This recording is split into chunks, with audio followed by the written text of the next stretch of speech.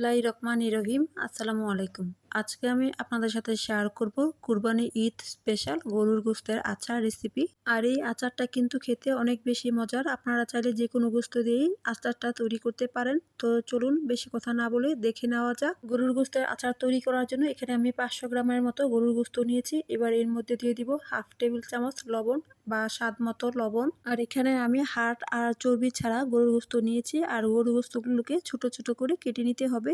এবার এর মধ্যে দিয়ে দিব হাফ টেবিল চামচ টালা জিরা গুঁড়া, আর দিয়ে দিব হাফ টেবিল চামচ ধনিয়ার গুঁড়া, হাফ টেবিল চামচ লাল মরিচের গুঁড়া, হাফ চা চামচ গরম মশলার গুঁড়া, 1 চা চামচ হলুদের গুঁড়া, 1 টেবিল চামচ সরিষার তেল, হাফ টেবিল চামচ আদা বাটা, আর হাফ টেবিল চামচ রসুন বাটা, আর দিয়ে দিব 1/4 কাপ পানি।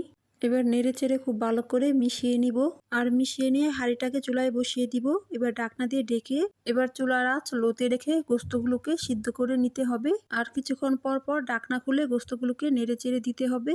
আর এরকম করে কিছুক্ষণ পর পর ঢাকনা খুলে নেড়ে চেড়ে দিতে হবে। আর গোস্তগুলোকে খুব ভালো করে সিদ্ধ করে পানিটা শুকিয়ে নিতে হবে।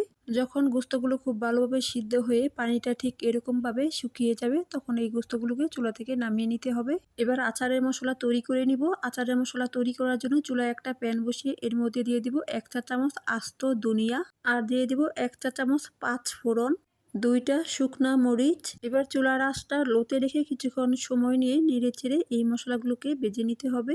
যখন এর থেকে সুন্দর একটা গন্ধ বের হবে আর কালারটাও কিছুটা পাল্টে যাবে, তখন চুলা থেকে নামিয়ে এগুলোকে গুঁড়া করে নিতে হবে। এবার চুলায় একটা কড়াই বসিয়ে আচার তৈরি করার জন্য এর মধ্যে দিয়ে দিব 1 কাপ সরিষার তেল, আর দিয়ে দিব আস্ত কিছু গরম মশলা। এখানে আমি 1 ইঞ্চি সাইজের একটা দারুচিনি, আর 2টা এলাচ, 2টা শুকনা মরিচ, আর একটা তেজপাতা হাত দিয়ে ছিঁড়ে নিয়েছি।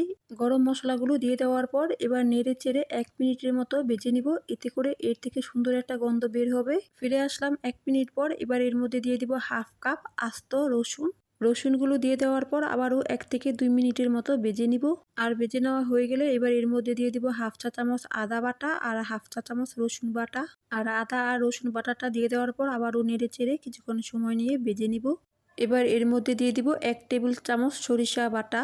আর এখানে আমি সরিষার সাথে 3টা কাঁচামরিচ আর ভিনেগার দিয়ে বেটে নিয়েছি।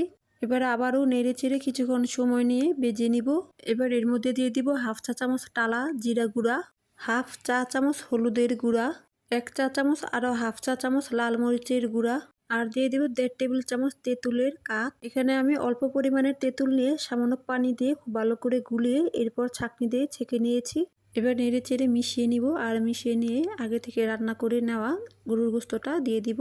এবার নেড়ে চেড়ে মিশিয়ে নিব। আর মিশিয়ে নিয়ে এর মধ্যে দিয়ে দিব আগে থেকে গুঁড়া করে রাখা সম্পূর্ণ আচারের মশলা। এবার নেড়ে চেড়ে মিশিয়ে গোস্তগুলোকে অনেকক্ষণ সময় নিয়ে জাল করে রান্না করে নিব। অনেকক্ষণ সময় নিয়ে গোস্তগুলোকে জাল করে নেওয়ার পর যখন গোস্তগুলো এরকম কালো হয়ে যাবে, তখন এর মধ্যে দিয়ে দিব 1 চা চামচ বিট লবণ। আর আচারের মধ্যে বিট লবণটা দিলে আচারটা খেতে অনেক বেশি ভালো লাগে। এবার এর মধ্যে দিয়ে দিব 1 টুকরো লেবুর রস, আর হাফ টেবিল চামচ চিনি দিয়ে দিব। আর চিনিটা দিয়ে দেওয়ার পর আবারও নেড়ে চেড়ে মিশিয়ে নিব। আর মিশিয়ে নিয়ে চুলা থেকে আচারটা নামিয়ে নিব। আর আচারটা খুব ভালো করে ঠান্ডা করে এরপর কাচের বয়মে রেখে আপনারা 6 থেকে 1 বছরের মতো রেখে খেতে পারবেন।